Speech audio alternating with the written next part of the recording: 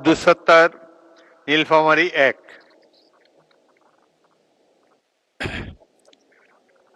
মাননীয় স্পিকার, আপনাকে অসংখ্য ধন্যবাদ। মহান সংসদে আজকে কথা বলার সুযোগ পাওয়ার জন্য আল্লাহ তাআলার শুকরিয়া আদায় করছি, আলহামদুলিল্লাহ।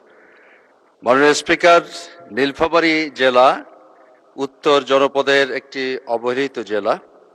সেখানে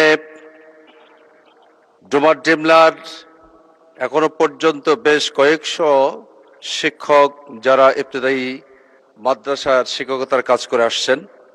দুঃখজনক হলে সত্য, 40 বছর যাবৎ তারা বিনা পয়সায় কাজ করে আসছেন। এখনো পর্যন্ত তাদের সরকারি বেতন ভাতার কোনো ব্যবস্থা করা হয়নি, এবং সেই সাথে তারা ইবতেদায়ী মাদ্রাসাকে সমুন্নত করার ক্ষেত্রে নিজেদের উদ্যোগে যে পড়াশোনার ব্যবস্থা করে আসছেন।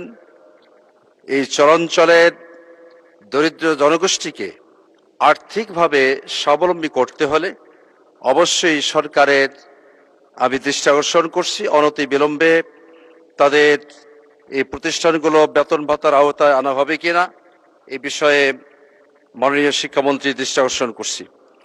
মাননীয় স্পিকার, আমার এই